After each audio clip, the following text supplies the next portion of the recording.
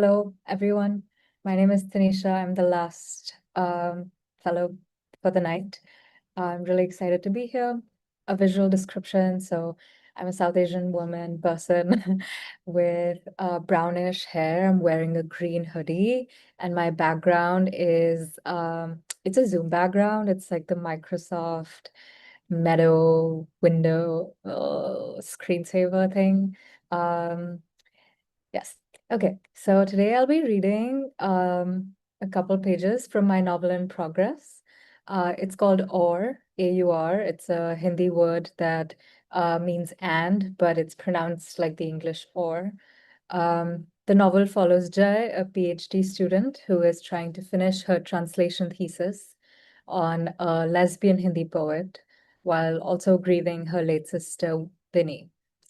Through the novel, Jez's work and grief increasingly drive her to madness.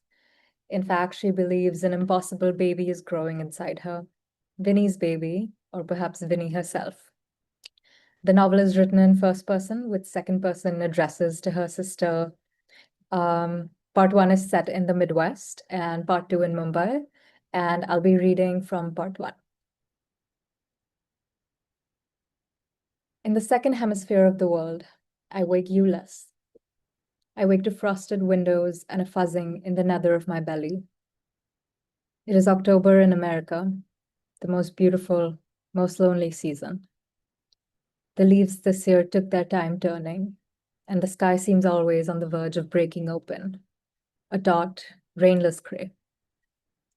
Around me is the circle I made myself, faintly yellow, so I know it is not sweat.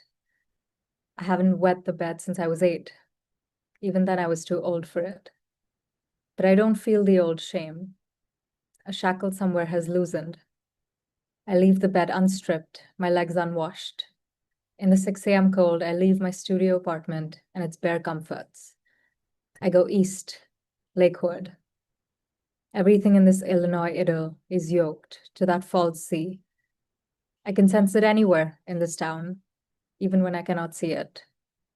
Its mineral pull, its heavy silts. In the sky, the sun and moon coexist, both half risen or half sunk, because the things they told us about one eclipsing the other, about the impossibility of their meeting, were not true. Under their ancient ceremony, the trees are mute witnesses, dark green and wet with night. They make a canopy, at the end of which is an oval of gray lake. I walk towards the oval. I'm getting close now, close enough to see the abalone boats beached on the sand. Birds circle them, rock doves.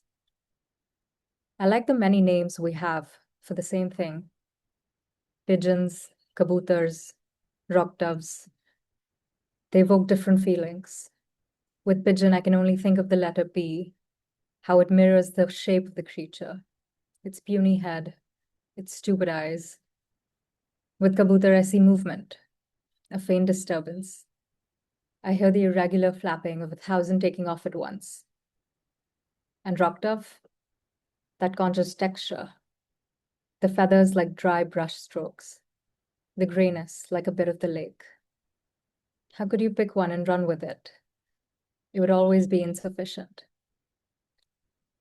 It is not that I'm unaware of the subtlety of the translator's task. I don't think I've ever been that naive, but on some days it feels particularly impossible. So how should I say this now? Mama, I've got a baby. Or Mama, I'm making you a baby. Or Mama, I'm sorry I took your baby. Thank you all. Thank you for coming. Um, I'm the last listener. Thank you for listening.